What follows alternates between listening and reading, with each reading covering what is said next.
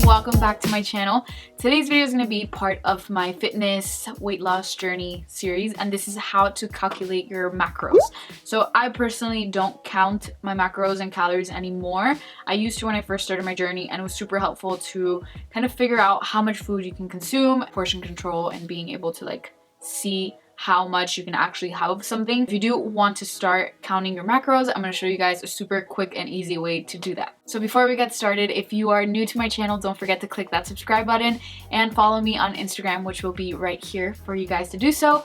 And let's get on to the video. So to calculate your macros, I'm going to go through 5 easy steps. If I keep looking down, I'm sorry, it's because I have all of my notes written down and I don't want to miss anything. So the first thing you want to start with is calculating your calories. So these are the amount of calories that you can consume per day, and there's a lot of websites that you can use to do this, and I'm going to show you 2 separate clips of 2 websites that you can use that are great to give you a pretty accurate estimate of how many calories you can consume per day. If you're trying to lose weight, key is to eat less calories than you burn, and that can be calories from junk food or that can be calories from good, healthy, wholesome food. Calories are calories. Obviously, it's much better to eat healthy food, but if you're allowed to have 1,800 calories a day and you consume 1,600 of McDonald's, then if you do that consistently, you're still going to lose weight because you're consuming less calories than what you burn. So here are 2 websites that I recommend to you guys. I will leave them linked down below and you guys can follow through the video with me.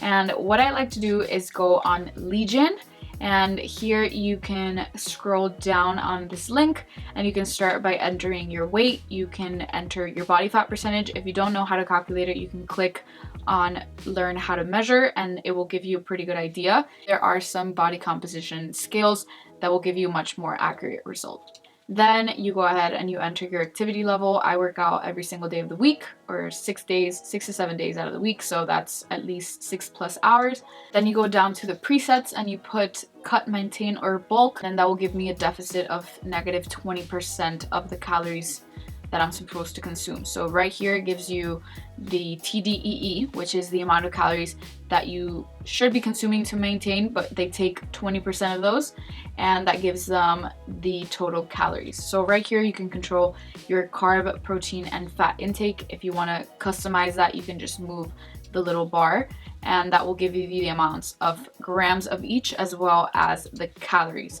So I pretty much just leave it at anywhere from 30 to 40% protein, 30 to 40% carbs, and then the rest will be my fats, which usually stay within the 15 to 18% range. Another great website is the IIFYM.com, and here you pretty much just start entering your information, your age, your height, your current weight, and then if you are a light activity kind of person, you're active throughout the day, and then it gives you the exercise output, how many days a week you exercise and how long those sessions are, and then of course choosing your goals. So you begin by choosing if you want to do weight loss, if you want to do bulking, or whatever it is that you want to do.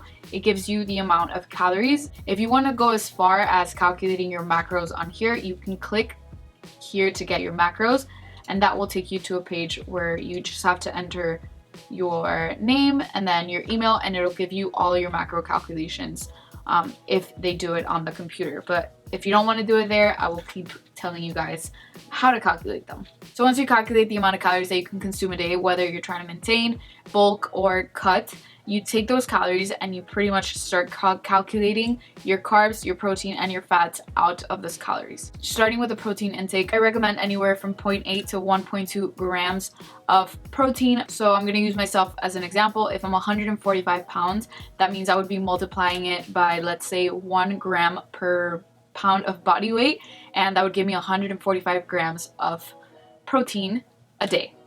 Once you have the amount of grams of protein that you can consume, you want to go ahead and multiply that by 4, because in each gram of protein there's 4 calories. So if I multiply my weight, which is 145, by 4, that gives me 580. And those are 580 calories that are going to be coming only from my protein intake that day.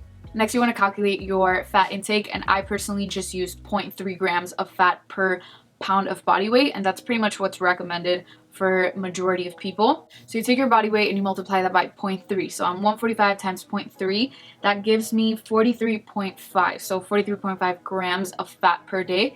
And your fats are worth 9 calories per gram. So you multiply that number that you get by 9, and that will give you the amount of calories of fat that you can have that day. So for me, it's 309 calories of fat per day. And then lastly, carbs are pretty much the remaining amount of calories that you have. So when you calculate your calories, if you got, let's say 1800, I'm going to use that as an example for myself.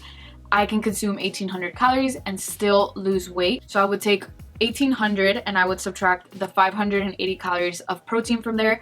I would then subtract the 391 calories of fat, and then that gives me 829 calories of carbs per day. So you're always going to be consuming a little bit more carbs than you are going to be consuming protein, and then your fats are always going to be the lowest.